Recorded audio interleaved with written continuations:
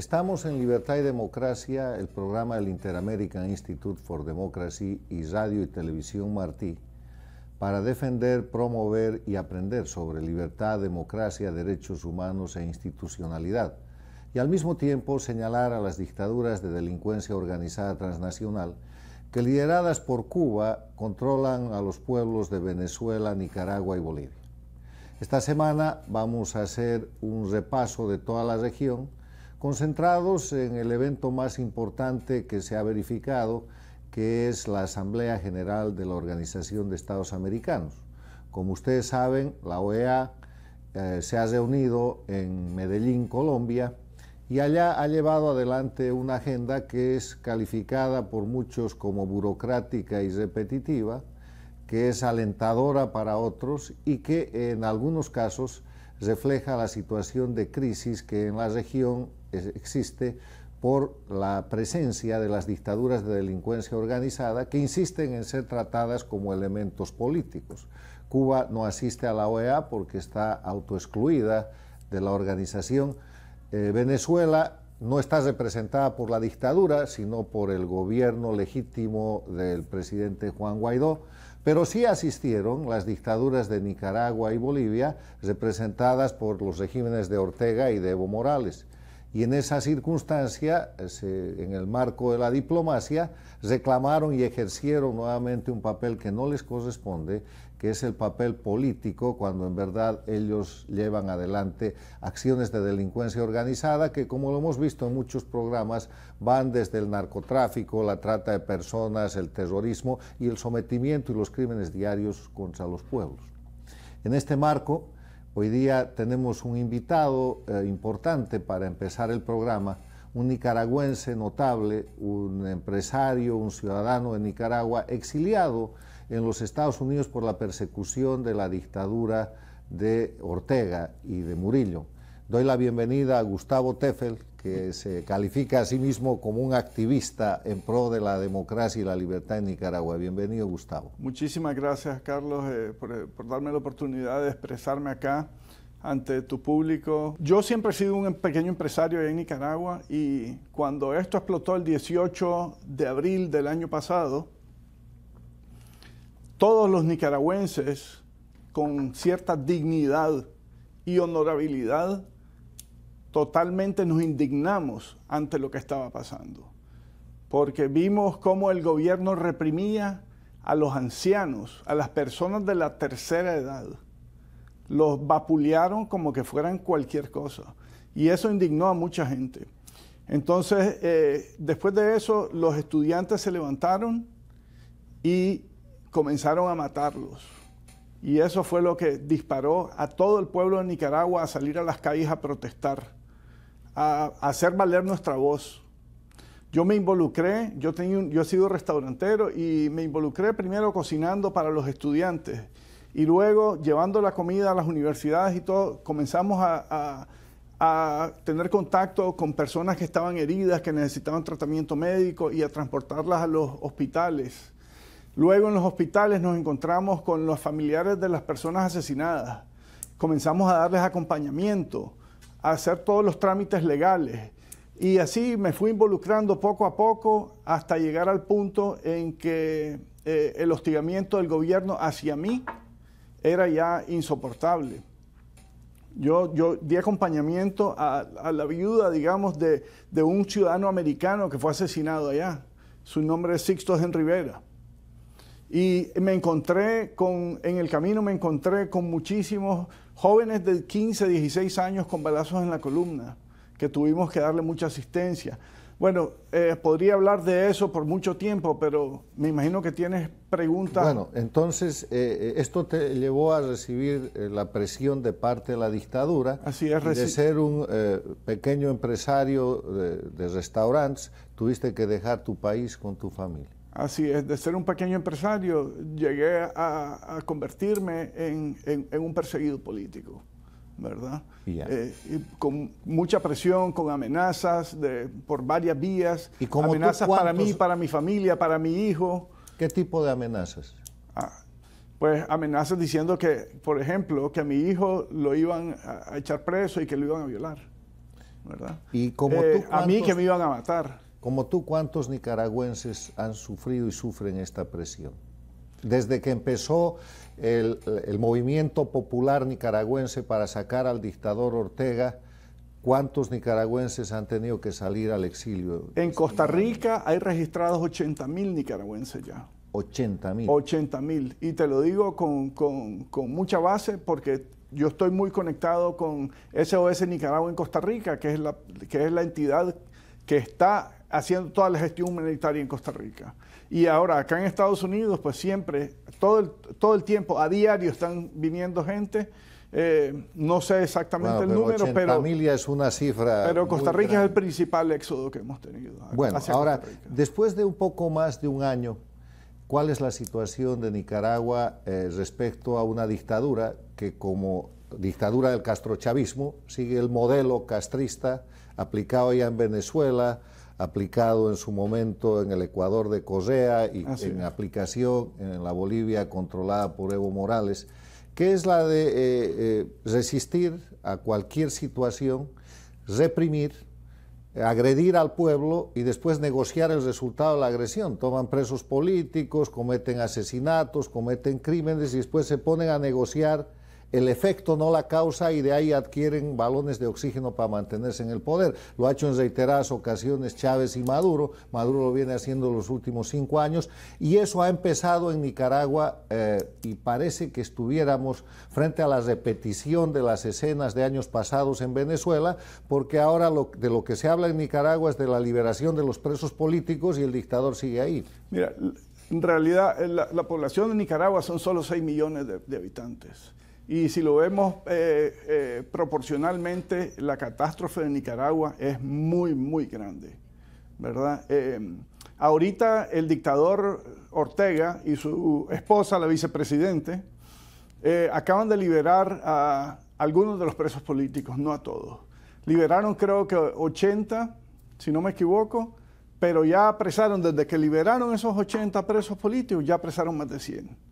Entonces, lo único que están haciendo es un poco de propaganda, diciendo que ellos están siendo flexibles, que ellos se están acomodando a las peticiones organizaciones internacionales. como la OEA se lo toman en serio. Almagro ha señalado al comienzo de la reunión de la 49 Asamblea, el secretario general Almagro ha dicho que Venezuela no es como Nicaragua, que en Nicaragua hay una gran señal del gobierno de Ortega con la liberación de presos. Bueno, recordemos que ya vienen las elecciones para él, tal vez está buscando más votos o algo, ¿verdad? Pero ¿no es esa la realidad? No, la realidad es que en Nicaragua la represión es terrible. Todos los días el país está militarizado, ¿verdad? Y lo que necesitamos para Nicaragua es que toda la comunidad internacional siga ejerciendo presión y que nos ayuden con recursos para mantener esa presión interna. Nosotros en Nicaragua hemos estado trabajando prácticamente con las uñas.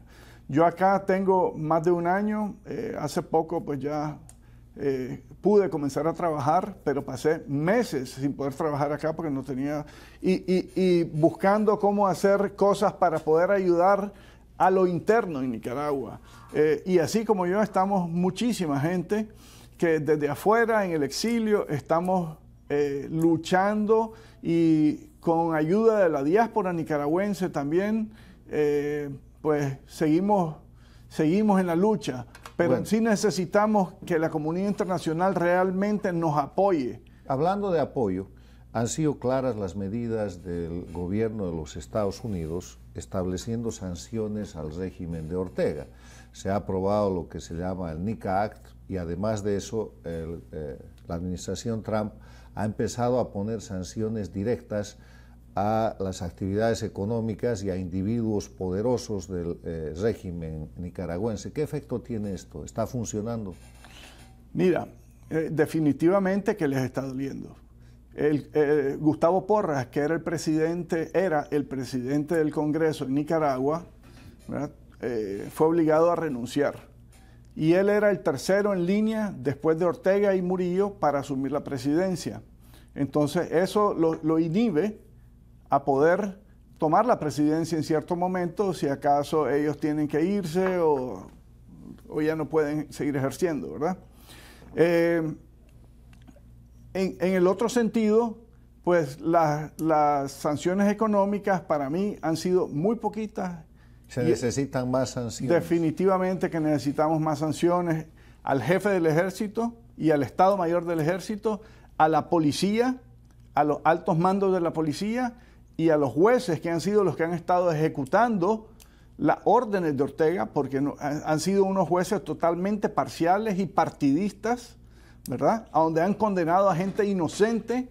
A Medardo Mairena, el campesino, el líder campesino, lo condenaron a 216 años. Bueno, se repite en Nicaragua, y aquí Gustavo es el testimonio de aquello, la utilización del sistema judicial para la represión política.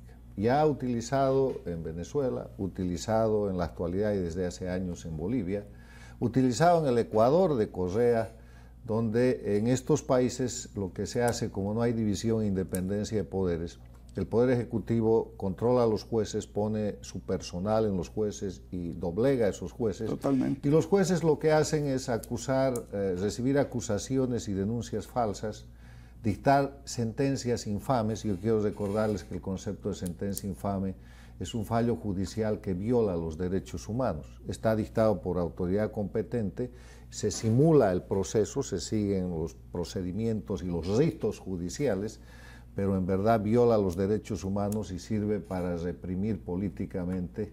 Y a eso se ha llamado desde hace más de 10, 15 años la judicialización de la represión política. Cuba, Venezuela, Nicaragua y Bolivia han convertido sus jueces y sus órganos judiciales en verdaderos instrumentos de persecución política, en oficinas de represión política que sirven, en vez de para administrar justicia, para aterrorizar y para violar los derechos humanos de los defensores de la libertad y la democracia. Fíjate que voy a hacer un paréntesis porque se me vino a la mente ahorita una de las cosas que yo pasé en Nicaragua antes de salir.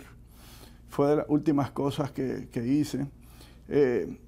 Había un muchacho que estaba en una de las universidades en Lupoli y su padre le llamó al papá al hijo y le dice: hijo, necesito que te salgas de ahí. Ya lo convenció de salirse. Entonces el papá se fue desde una ciudad que se llama Tipitapa, que queda como unos 40 minutos de Managua, en una moto a recogerlo. Cuando el señor llegó a recogerlo, dice: papá, yo me voy contigo. Sí, me voy, pero necesito que vayamos a traer unas medicinas. Aquí cerca, a unos 2 kilómetros. Se fueron y una patrulla de la policía los interceptó, los atropelló. Una vez que ellos estaban quebrados en el suelo, al padre lo mataron en el acto con un balazo en el corazón.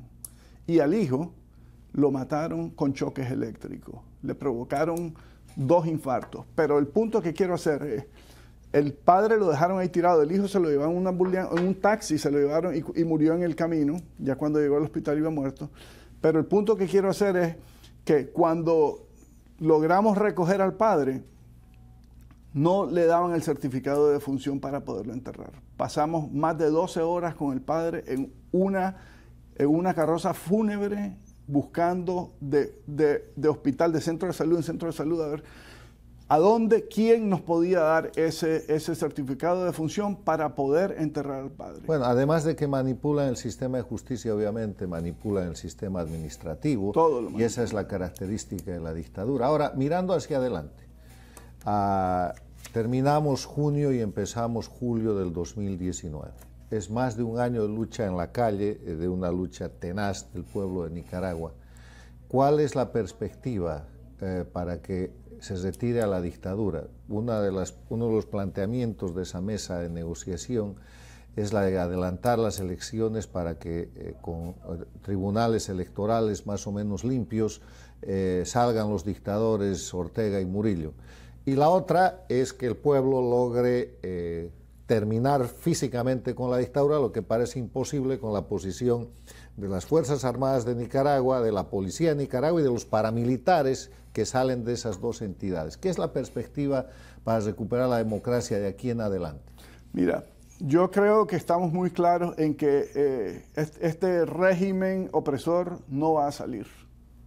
Y sería ridículo, desde mi punto de vista, llegar a unas elecciones con ellos en el poder, con ellos administrando.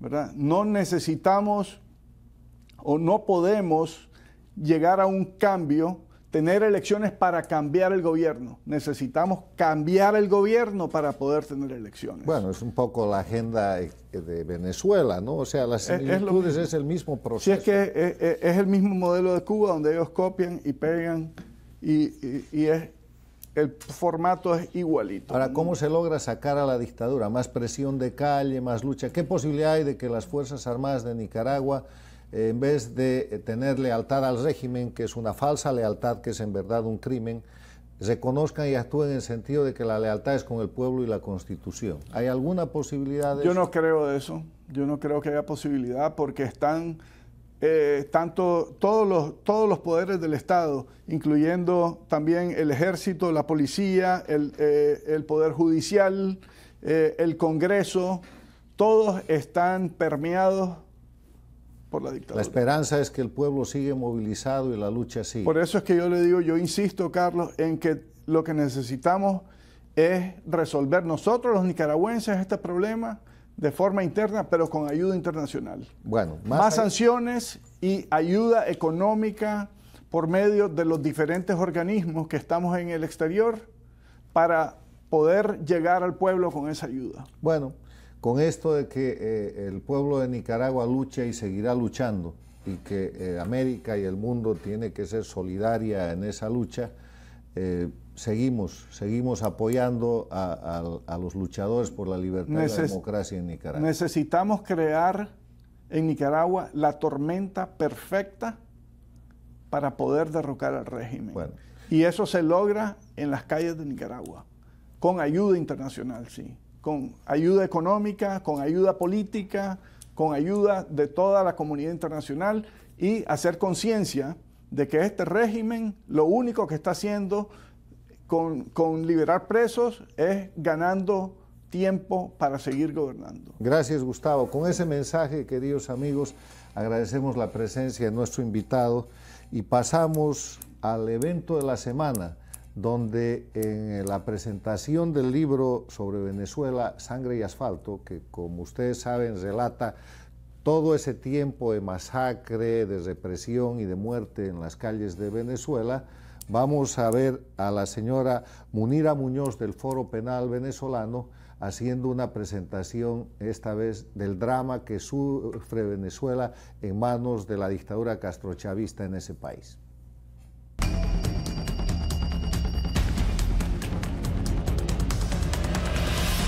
El Foro Penal, primero que nada, recibe toda esa información del Foro Penal en Venezuela y la difunde, la denuncia, porque eso es lo que hay que hacer todos los días, denunciar. O sea, yo le digo a la gente, cada vez que uno se levanta y se acuesta, está pensando, hoy tenemos 800, al día de hoy 859 presos políticos. Aquí en el libro me llamó mucho la atención que se habla del 4 al 21 de abril, se produjeron 1.289 detenciones durante las protestas. Y ahí el doctor Gonzalo y mío señala que eran 75 arrestos diarios. O sea, fue una cosa que fue incrementando y algo que se habla mucho en ese año también, que fue lo que le ocurrió a mi hermana, es la parte como involucran los juicios militares para simplemente hacer esto un proceso mucho más fácil para ellos, no tener que seguir los procedimientos regulares. Entonces, el Foro Penal aquí en Miami, que ya tenemos un grupo bastante grande, aparte de eso tenemos el grupo jurídico que Maru Michelena está aquí, ella coordina ese grupo jurídico. ¿Y cuál es la labor principal de ese grupo? Las denuncias internacionales. Nosotros trabajamos con los organismos internacionales, la CIDH, la ONU, el grupo de detenciones arbitrarias, y estamos constantemente, porque lamentablemente hay bastante trabajo que hacer. Hay demasiada tortura y represión y necesitamos de alguna manera hacer algo por toda esta gente que a diario está pasando por esto. Entonces, eso aquí también tenemos a Heli Chacín, ella es la coordinadora de los eventos. Nosotros constantemente estamos haciendo actividades. Andrés Rimmel maneja las comunicaciones, hacemos campañas de Twitter. Tenemos que tener todos los días, no olvidarnos de cada una de estas personas, que vale decir que sí, y también lo menciona el libro, son 859 presos políticos, pero hay 8.467 con medidas cautelares. ¿Qué quiere decir eso? Que simplemente no son libres. El caso de mi hermana, ella no puede viajar, ella no puede dar declaraciones, y así hay 8.467. Lo que cuando miramos entre ese número, los que están presos y los que están fuera del país se redondea a 10.000 personas perseguidas por este régimen. Entonces, de verdad que yo les agradezco, nosotros les agradecemos en nombre de nuestro director presidente que se difunda esta información, que formen parte de nuestro equipo. Es muy importante que sepan que no hay que ser abogado para pertenecer al Foro Penal, ni en Miami, ni en España, porque estamos en diferentes ciudades en los Estados Unidos y seguimos creciendo, estamos en Europa. Simplemente es una labor, como hablaba, tanto de un tweet, si una persona puede dar 5 minutos al mes y simplemente hacer unos cuantos retweets para que esos presos, la gente les vea la cara, conozca sus nombres y se denuncie, porque en esta última ola de represión, y hablábamos también de los menores y esos nombres, hay que recalcar que de 6 personas asesinadas, 3 fueron menores de edad, entre 13 y 16 años de edad. Entonces eso es grave, eso es algo que tenemos que denunciar a diario. Y nosotros les invitamos a que nos acompañen en esa lucha. El Foro Penal aquí, usted con entrar en la página foropenal.com se registra como un defensor activo y dice que vive en Miami y a nosotros nos envían la información y es seguir la denuncia, así como está en ese libro, que honestamente, si me permiten, yo voy a nombrar también. Algo que me gustó del libro fue que se vio cómo empezó como digo, la parte de los militares, y hay una frase que me llamó mucho la atención, porque dice, aquí dice, la represión y acoso dejaban testimonios diarios del desprecio por los derechos humanos de los manifestantes por parte del régimen. La lucha de nosotros por los derechos humanos. Eso es todo lo que estamos pidiendo, que se respeten los derechos humanos de todas las personas. Y aquí se usa la parte militar y se habla de cómo empiezan los allanamientos, cómo empiezan a perseguir, por ejemplo, que menciona el libro el hijo del alcalde Omar Lares, porque entonces como no pueden agarrar al alcalde, agarran al hijo, entonces empiezan a perseguir, que es el caso de los militares, cuando ellos buscan militares y no los encuentran, pues se llevan a los familiares y los torturan, y nosotros recibimos constantemente toda esta información a diario. Hay un caso que se menciona también en el libro, que es el de una muchacha, Catius Casalón, que simplemente era una estudiante de Barquisimeto, y porque la vieron pues un día de una protesta en un carro, esa muchacha terminó y de hecho el Foro Penal llevó su caso, y gracias a que el Foro Penal pues la representó, a los 23 días de estar detenida le dieron casa por cárcel, porque la muchacha tenía unas condiciones de salud bastante graves.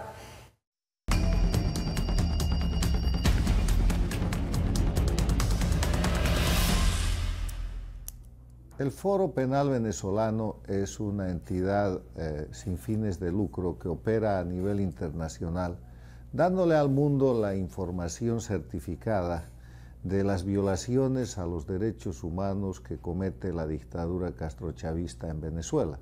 Uno de los datos importantes que proporciona periódicamente el Foro Penal Venezolano es el número de presos políticos que hay en Venezuela, número que es certificado por diversas entidades internacionales, incluida la Organización de Estados Americanos. Por eso, la importancia de esta descripción, de este relato, de este soporte que hace la señora Munira Muñoz, representante del Foro Penal Venezolano, respecto a los datos históricos que están escritos en el libro Sangre y Asfalto. Sigamos viendo cómo se ha documentado los crímenes de lesa humanidad y las violaciones a los derechos humanos del pueblo de Venezuela.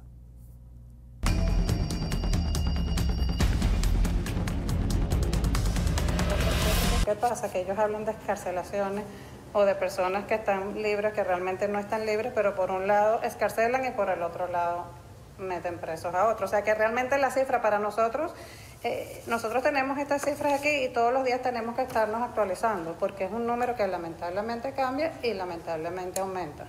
No baja como ellos tratan de mostrarlo algunas veces. Estos últimos meses hemos visto un ataque directo a los Pemones, ha habido un desplazamiento de indígenas, un número de 900 y tantos, y han sido reprimidos, e inclusive han habido asesinatos también, y tenemos, como les dije, los ataques a los menores de edad. Entonces, pues esa es nuestra labor. Simplemente y humildemente estamos aquí representando a 5.000 defensores activos que hay en Venezuela, que trabajan de voluntarios día y noche. Como les digo, no todos son abogados, 200 son abogados pro bono, que es muy importante también que siempre recuerden y lo digan. El Foro Penal no cobra nada por la defensa de ninguna de estas personas. El trabajo es pro bono. Cuando a veces sale un abogado por ahí y dicen, no, pero es que el Foro Penal cobró, ese abogado no es del Foro Penal, ustedes lo pueden verificar. Y realmente eso es lo que nosotros estamos haciendo aquí. Agradecemos muchísimo la oportunidad. Acompáñenos en difundir esta información. La defensa de los derechos humanos es un trabajo de todos. Muchísimas gracias.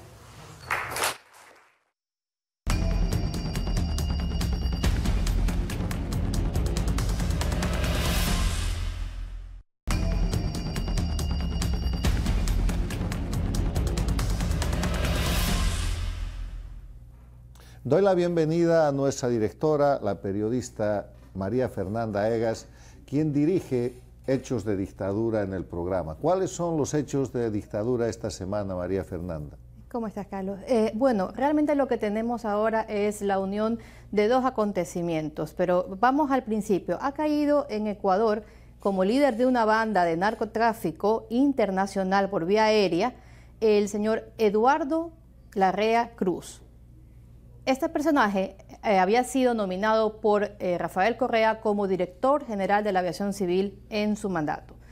Resulta ser que esta banda está relacionada también con un hecho que ocurrió en septiembre del 2018 en la base de Manta, en la cual se encontraron a dos personajes de la Fuerza Aérea en posesión de narcotráfico, de droga para narcotraficar al exterior.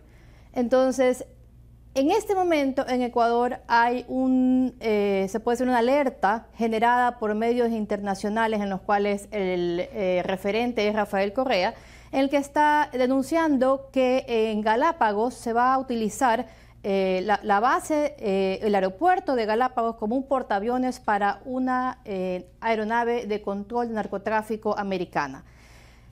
Esto despierta muchísimo interés a nivel internacional también, porque Galápagos, como sabemos, es una zona protegida.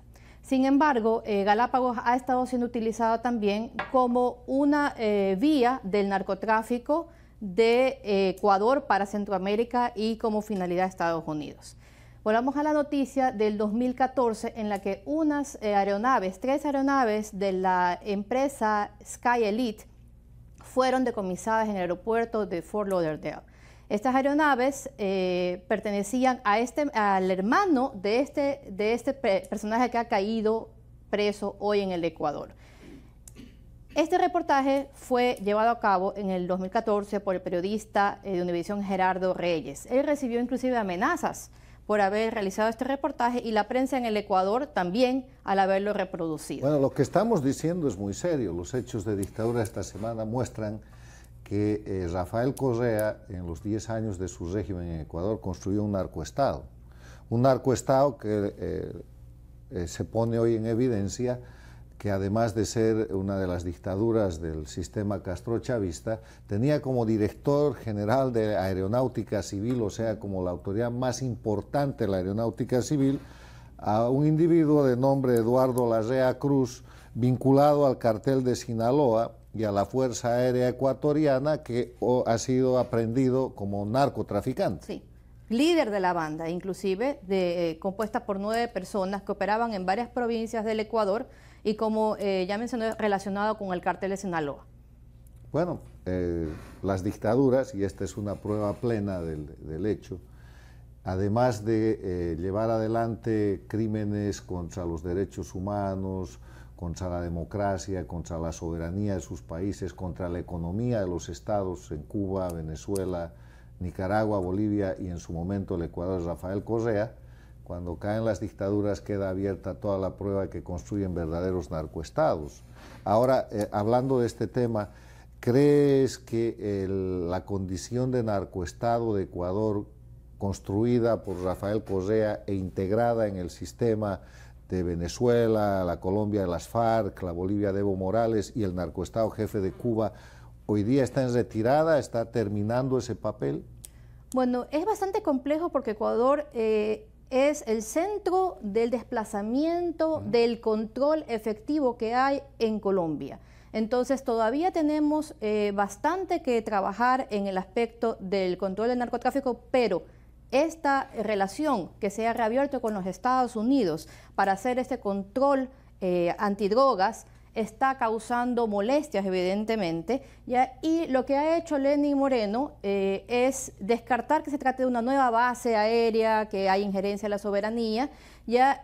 Y reforzar. ¿Pero quién reclama eso? La lucha antinarcóticos es universal. Reclama Rafael Correa. Ah, bueno, pero en defensa es un narcoestado. Bueno, o sea, eso no es un reclamo, eso es otra constatación, una prueba más de que no quieren control internacional contra el narco. Hablan de la zona protegida de Galápagos cuando en su gobierno como la flota china ha pescado a diestra y siniestra, y este tipo de control también favorecería precisamente el control de la pesca ilegal. Entonces, es una antítesis. Esa es la razón por la cual expulsaron a la DEA de Bolivia, Evo Morales, de Venezuela, Chávez. La razón por la que Rafael Correa en su gobierno retiró a los Estados Unidos de la base de Manta y abrió absolutamente el país al narco, y por la cual Colombia tuvo que bombardear la Angostura, territorio ecuatoriano, donde mataron guerrilleros y narcotraficantes de las FARC. Precisamente, el acuerdo de Rafael Correa con Raúl Reyes, de acuerdo a sus documentos, fue el retiro de la base aérea de Manta y que el control en la frontera se desintegre. Bueno, hechos de dictadura que debería llamarse hechos de delincuencia organizada transnacional, porque, insistimos, las dictaduras de Cuba, Venezuela, Bolivia, Nicaragua y en su momento Ecuador con Rafael Correa no son procesos políticos, son procesos delictivos. Gracias, querida María Fernanda. Y de aquí pasamos a ver un video histórico. Un video que muestra la entrevista el año 1998 en el proceso electoral venezolano, cuando Hugo Chávez era candidato de una elección que después terminaría ganando, de una entrevista que hace el periodista Marcel Granier al expresidente Carlos Andrés Pérez. Una entrevista que hay que verla, escucharla varias veces, porque se trata del anticipo que un estadista expresidente de la talla de Carlos Andrés Pérez hace respecto al peligro que representaba en ese momento el candidato Hugo Chávez, que después se volvería presidente, después dictador y después autor de este movimiento criminal que todavía asola después de 20 años a las Américas con la recreación de la dictadura castrista en nuestra región. Vamos al video para recibir después a nuestro invitado de lujo hoy día, el periodista Pedro Corso, que estará comentando sobre este y otros temas.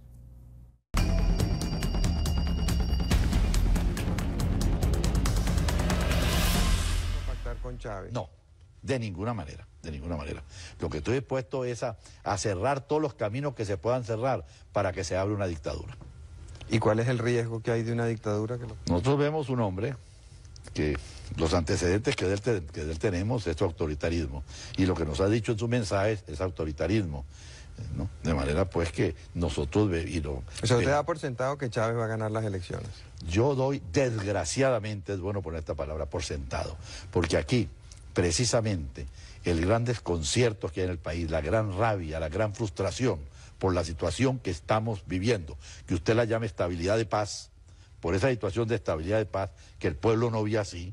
Entonces, en estos momentos, el pueblo desea un cambio profundo y radical y comete el error en su ceguera de creer que un vengador es quien nos puede venir a resolver las cosas, sin darse cuenta que eso nos va a hundir aún en peores circunstancias que las que estamos viviendo actualmente. La ceguera es de tal naturaleza que no se dan cuenta que esto de Chávez es un daño a todo el proceso de desarrollo institucional de Venezuela, a todo lo que queremos por el bien de Venezuela. Esto lo va a liquidar. Pero esta es la ceguera, que están pensando en que eso es posible. Y dentro del mismo movimiento de Sala, de Chávez, debe haber gente honesta y seria que está creyendo que está contribuyendo a una gran causa, y sin darse cuenta del daño que le van a causar a nuestro país. Entonces usted ve como irremisible la situación, inevitable. Sí, porque estos son estos fenómenos, ¿no?, que agarran un país, lo desquician, lo sacan por una vereda, y hasta que no se den cuenta que están enmarañados en la trampa, no reaccionan. Pero yo quisiera que los venezolanos, cuando nos oyen hablar de estos temas y están oyendo este programa Primer Plano, se dieran cuenta de que vamos a hundir en el país en una tragedia que ya no debería volver a vivir jamás, nunca Venezuela. Pero sin embargo, parece que tenemos que llegar abajo, trepidar sobre el fondo para que volvamos a levantar. Pero ¿cuál es la tragedia que usted avisora si gana Chávez? Bueno, una dictadura. Y nosotros sabemos lo que es una dictadura. Aquí no hay ley, aquí no habrá derecho de expresión, aquí las cárceles se abrirán para quienes no estén de acuerdo con ese gobierno, no se le permitirá a nadie disentir, y todos los problemas que hoy vemos y que queremos acabar, los problemas de corrupción, los problemas del poder judicial, todos se harán más graves aún.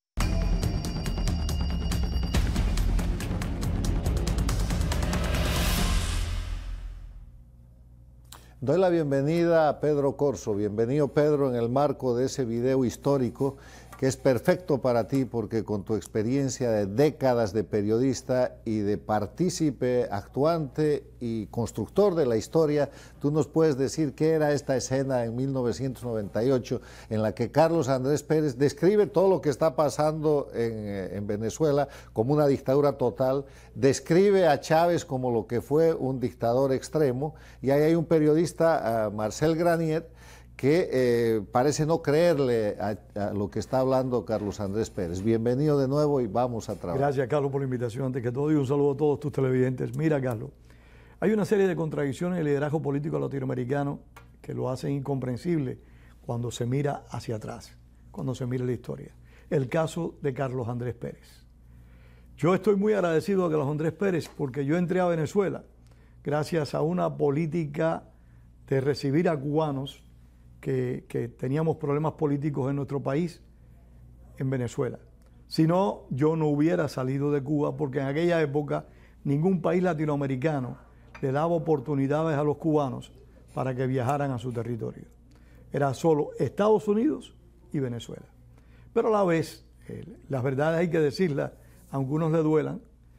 Yo recuerdo que ese mismo Carlos Andrés Pérez que nos apoyó y nos respaldó a los cubanos que queríamos salir de la isla, fue el hombre que apoyó a Fidel Castro, le dio respaldo a Fidel Castro. Él conocía bien lo que era una dictadura porque tenía relaciones con el castrismo, defendió al castrismo todo el tiempo, afirmó, y invitó a Fidel Castro a su toma de posesión, a la que decían que parecía que era la asunción de un faraón, que tú no sabías quién era el presidente del país, quién estaba asumiendo la presidencia, quién estaba entrando a Miraflores, si era Carlos Andrés Pérez o Fidel Castro. Todo era para Fidel Castro desde la perspectiva de Carlos Andrés Pérez. Por eso él puede hablar con esa propiedad que habló, pero que a la vez demuestra la falta de continuidad, la falta de compromiso hemisférico que tiene nuestro liderazgo continental. Bueno, lo que demuestra el video que hemos visto es primero un político de gran experiencia, un estadista en Carlos Andrés Pérez. O sea, él sabía lo que se trataba a Chávez y le estaba haciendo la oposición a la llegada de Chávez al poder, que no funcionó lamentablemente. Y yo estoy de acuerdo contigo en la conducta política de Carlos Andrés Pérez. Si algo lo caracterizó fue la dualidad. Con una mano, una persona abierta a la defensa de la democracia y a las víctimas de la dictadura, y con la otra mano yo te quiero decir que Chávez no fue el primero en darle petróleo a la Cuba castrista. En el gobierno de Carlos Andrés Pérez ya había un convenio de triangulación, claro. Había un convenio de triangulación con la Unión Soviética, pero Carlos Andrés Pérez, que yo sepa, no le regaló petróleo a la dictadura. No. Carlos Andrés Pérez sí le dio un respaldo político a la dictadura que nunca le debió haber dado por los compromisos históricos que tenía la clase política venezolana con la dirigencia democrática cubana. No se lo dio, no apoyó políticamente a la oposición cubana nunca. Y era el objetivo permanente de Fidel Castro de tomar control de Venezuela. Carlos, ese hacer de ser blanco por dentro y rojo hacia afuera es una práctica regular de muchos líderes políticos latinoamericanos. Quieren para sus países democracias, quieren para sus países libertades y derechos, pero miran de lado cuando en un país vecino está produciéndose una dictadura de cualquier tipo, ya sea militar o política, en esos países vecinos, cuando ocurren estas cosas, ellos no actúan en consecuencia. Y esa fue la conducta regular, no solo de Carlos Andrés Pérez, fue la conducta de la inmensa mayoría del liderazgo político latinoamericano. La prensa fue muy indulgente con la dictadura cubana y todavía en cierta medida lo sigue siendo. Es como si el castrismo tuviera un encanto muy especial para seducir a todas estas personalidades. Yo creo que no hay encanto, yo creo que se cumple aquella vieja frase que dice que la burguesía, los empresarios, en este caso los políticos y la prensa, han de vender a la soga con la que los van a ahorcar. En el caso de Venezuela, yo no creo que vendieron la soga con la que fueron ahorcados, sino, y de Bolivia también, las regalaron y la pusieron en manos del castrismo para que no solamente ahorque la democracia venezolana, sino la democracia de la región. Y en eso hay un nivel de complicidad muy grande también de los intelectuales. Nosotros lo hemos conversado entre cubanos y públicamente en muchas ocasiones. Cuando tú miras al primer gobierno revolucionario del año 59 en Cuba, en su inmensa mayoría eran de la clase dirigente cubana, de la burguesía, eran académicos, eran profesionales que sabían de política. Sin embargo, le entregaron a Fidel Castro todo ese poder omnímodo que tuvo desde el 1 de enero del 59. Esa clase política casi toda era católica práctica y aceptó que en los estatutos del gobierno revolucionario se quitara la invocación a Dios que estaba puesta en la Constitución de 1940, y casi todos eran católicos prácticos. Hay una serie de contradicciones con el apellido que le querramos poner, que para mí son muy difíciles de entender y comprender. Bueno, y del lado de la dictadura castrista también hay una habilidad para falsificar y para mentir. Van a poner en imagen una carta dirigida por Fidel Castro a Carlos Andrés Pérez, después del fallido golpe de Estado del coronel Chávez, a Hugo Chávez, a Carlos Andrés Pérez, donde desde La Habana Fidel Castro se solidariza con Carlos Andrés Pérez y repudia el fallido golpe de Chávez. O sea, son las cosas de la historia. Son cosas de esperar, de Fidel Castro. De aquí, de esta primera parte de nuestra charla con Pedro Corzo, permítame hacer dos conclusiones. La primera es que hay una dualidad muy reiterada y muy frecuente en el liderazgo político latinoamericano, que con una mano quiere estar bien con la dictadura castrista, y así lo ha hecho, y con la otra quiere proteger la libertad y la democracia, y eso es una antítesis, porque no puedes estar dando la mano y sosteniendo o simpatizando con el crimen, así sea por amenaza del crimen, y con la otra mano queriendo preservar esos valores. Y el tema de la visión de un estadista con los errores propios de todo líder, Carlos Andrés Pérez, que veía venir y predijo el año 98 lo que es hoy día el desastre de la dictadura castrochavista, del chavismo y de la miseria a la que han llevado a Venezuela. ¿Tú estabas en esa época en Venezuela? Yo estaba en Venezuela cuando le intentó una golpista, y recuerdo la entereza de Carlos Andrés Pérez, que partió a enfrentar la situación, no se arredró, no se acobardó, como se dice comúnmente, todo lo contrario, enfrentó la situación. Pero hablando de esos líderes políticos que tú mencionabas, yo recuerdo que en el año 1998, en una de las primeras protestas que se escenificaron en Caracas contra Hugo Chávez, yo visité la casa de un señor que fue, no voy a decir el nombre con tu respeto, ministro de la Defensa de Venezuela. Y cuando yo entro a la casa de él, me encuentro que está retratado, abrazado con Castro, en la sala de su casa, la fotografía, aquella foto grande, yo espero que la haya quitado, abrazado con Castro, y le dije, general, ya le estaba retirado, ¿no? General, y ese cariño con el dictador, me dijo, Pedro, son las cosas de la política. Bueno, de Venezuela, Pedro, te propongo que nos vayamos a Bolivia, y de los hechos históricos que hemos presentado vamos a algo más reciente. Se trata de la situación de Bolivia y de la cuarta candidatura consecutiva del dictador Evo Morales para simular lo que yo denomino las dictaduras electoralizadas. Mi definición de dictadura electoralizada es aquel régimen que concentra todo el poder en una persona o en un grupo de personas, que viola los derechos humanos, que desconoce el Estado de Derecho y la división e independencia de poderes, pero que verifica y celebra elecciones periódicas, fraguadas, sin libertad, sin transparencia, para simular democracia. Eso es la dictadura electoralista que se practica en Venezuela, se practica en Nicaragua y que ahora se está poniendo en marcha en Bolivia, donde el 20 de octubre de este año hay elecciones en dictadura y para las cuales el secretario general Almagro ha demostrado lo que denominamos el doble estándar, una frase, un concepto que el propio Almagro lo estableció en su primer informe sobre la crisis de Venezuela cuando aplicaba la Carta Democrática Interamericana a la dictadura venezolana.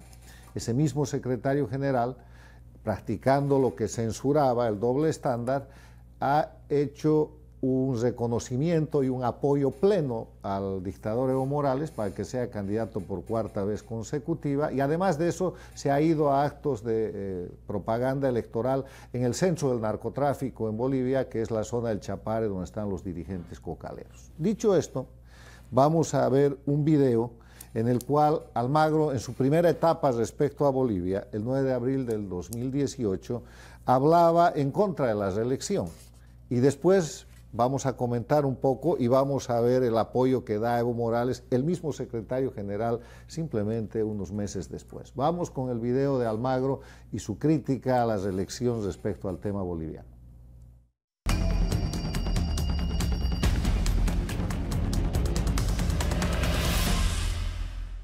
El 28 de octubre de 2017 solicité a la Comisión Europea para la Democracia a través del Derecho, conocida como la Comisión de Venecia, un estudio sobre la reelección. Recientemente, la Comisión emitió su informe final, que es inequívoco. La reelección no es un derecho humano e impedir la reelección no limita los derechos de los candidatos de los votantes. El informe ahora, presentado por la Comisión de Venecia, confirma el criterio planteado por las misiones de observación electoral de la OEA. Por ello enviaré este documento para conocimiento y análisis de la Comisión Interamericana de Derechos Humanos, la Corte Interamericana y el Comité Jurídico Interamericano. Iniciamos este proceso por la mala y reiterada práctica regional de modificar la Constitución durante un mandato para buscar la reelección o la posible perpetuación en el poder. En algunos casos, peores aún, se buscó sin cambio constitucional hacerlo mediante sentencias judiciales.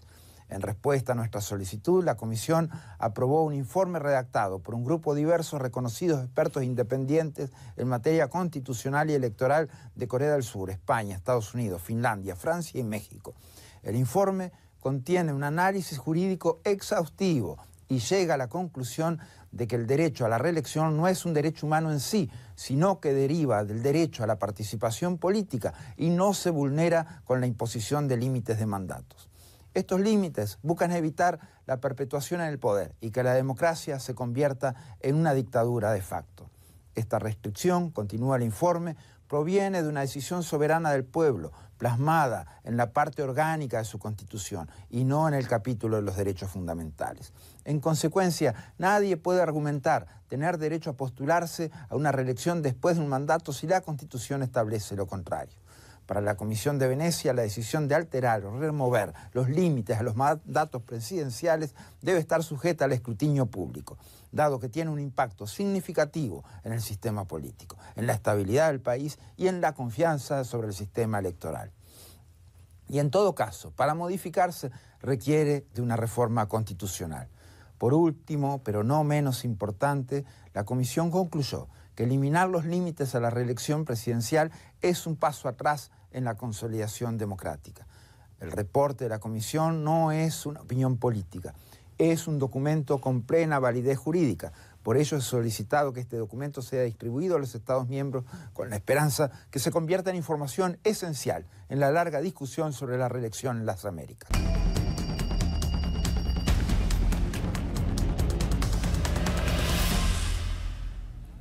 Ese es el secretario Almagro presentando el informe a la Comisión de Venecia que él mismo solicitó. Solicita el informe porque en Bolivia Evo Morales está alegando que tiene el derecho humano de ser candidato indefinidamente en el siguiente contexto.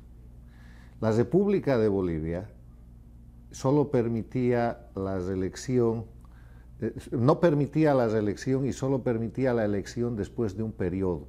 Pero Evo Morales llega al poder y suplanta la Constitución política del Estado de la República de Bolivia y la reemplaza el año 2009 con lo que llama la Constitución del Estado Plurinacional, el modelo exactamente de Venezuela, de Nicaragua, el modelo castrochavista. Con esa Constitución hace desaparecer a la República de Bolivia e instaurada su Estado plurinacional, impone que puedes elegirse por una vez. Evo Morales hace uso de ese derecho, entre comillas, de elegirse por una vez el mismo año 2009, y el 2014 se presenta de nuevo a una reelección. Entonces se le dice, ya no te puedes reelegir porque la propia cláusula que pusiste en la Constitución de tu Estado plurinacional se ha cumplido. Fuiste electo el 2005 y te reelegiste consecutivamente el 2009. Entonces Evo Morales usa su manipulado Tribunal Constitucional, y el Tribunal Constitucional ya el 2014 emite un fallo diciendo que, siendo el Estado plurinacional un Estado nuevo y habiendo desaparecido la República de Bolivia, la elección del 2005 no contaba, y que la del 2009 era la primera vez que se había elegido en el Estado plurinacional Evo Morales, y de esa manera, con esa falacia, con ese fraude, con esa falsificación judicial, Evo Morales candidatea y gana con fraude electoral la elección del 2014. Cuando eso sucede, avanza en una dinámica, después de posesionarse el 2015 en ese nuevo periodo, para llevar adelante un proceso de referéndum para que de una vez por todas tenga la reelección indefinida. Ese referéndum se produce el 21 de febrero de 2016 y Bolivia le dice no. Este es el famoso 21F, 21 de febrero de 2016. Este es el grito del pueblo de Bolivia que dice Bolivia dijo no. Y el no quiere decir, Evo, Bolivia te ganó el referéndum del 2016, no hay reforma a tu constitución ya falsificada y te tienes que ir. Entonces, después de perder aquello, pese a las ofertas que había hecho de que si perdía el referéndum, Evo Morales no pretendía más reelección, hace la de Chávez. Chávez el 2005-2006 perdió también un referéndum y empezó a decir hay segundo tiempo, el pueblo se equivoca, y manipuló el órgano judicial, que es exactamente lo que hace Evo Morales, y hace que de nuevo el Tribunal Constitucional, que es de su absoluto amaño y control, emita un fallo en el que dice que es el derecho humano de Evo Morales candidatear. Por eso, el secretario general de la Organización de Estados Americanos, Luis Almagro, en muy buen cumplimiento de lo que es el respeto a los derechos humanos, pide un informe a la Comisión de Venecia, que es el informe que acaba de explicar. Y el informe de la Comisión de Venecia dice, señores, no es un derecho humano la reelección, y menos la reelección indefinida. Y no puede ser un juez o un tribunal, peor manipulado por el interesado, en este caso Evo Morales, el que diga aquello. Si quieren hacer reelección, por lo menos cambien la Constitución. Este es el panorama en el que se mueve hoy día Bolivia y por el cual Bolivia está calificada como una dictadura electoralista. La dictadura electoralista es un concepto que aporto para la discusión y que quiere decir que es aquel régimen en el cual una persona o un grupo de personas controla el poder, no respeta los derechos humanos, violenta y hace desaparecer el Estado de Derecho, y para disimular la condición dictatorial celebra elecciones periódicamente, elecciones que además están marcadas por el fraude y la manipulación.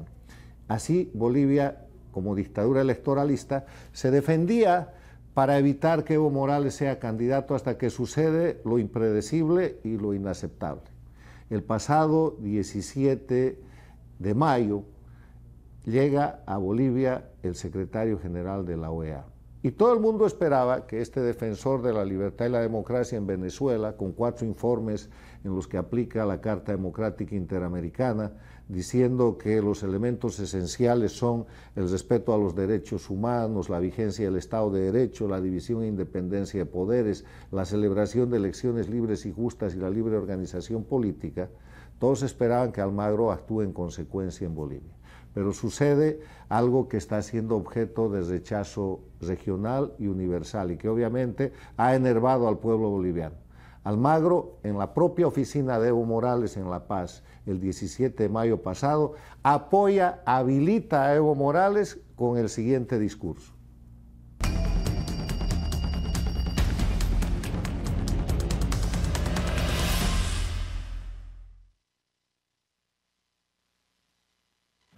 Nosotros también hemos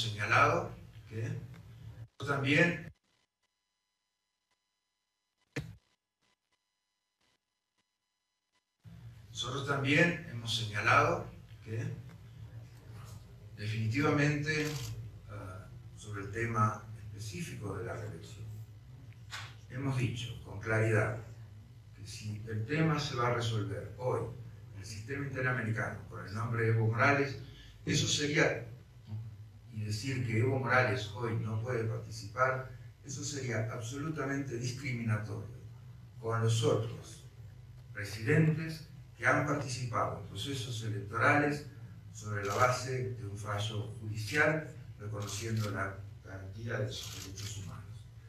Más allá de los posicionamientos filosóficos al respecto, más allá de los posicionamientos políticos al respecto, ese tema, obviamente, en algún momento la Comisión Interamericana de Derechos Humanos se expedirá, pero hoy eso no se puede hacer sobre una base discriminatoria que sea diferente a como ha sido en otros países de la región, que son a veces también han sido mencionados como referencia a la democracia. Gracias.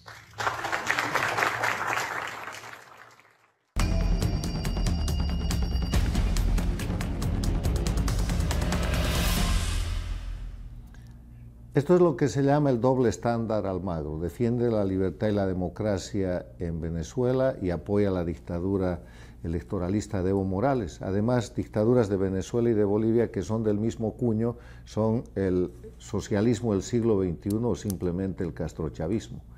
Este es el tema sobre el cual vamos a volver en próximos programas y que está siendo repudiado en Bolivia y en América Latina porque Almagro, después de decir ese discurso, además se traslada a la zona cocalera, la productora de coca y de cocaína en Bolivia, y participa de los inicios de la campaña electoral de Evo Morales. Dicho esto, nos despedimos hasta la próxima semana, en la que presentaremos un programa exclusivo de homenaje a la democracia más importante del mundo, a los Estados Unidos, que el 4 de julio celebra el aniversario de su independencia. Estados Unidos ha aportado muchísimo a la humanidad en materia de inventos, de tecnología, y lo sigue haciendo, pero el mejor invento es la democracia.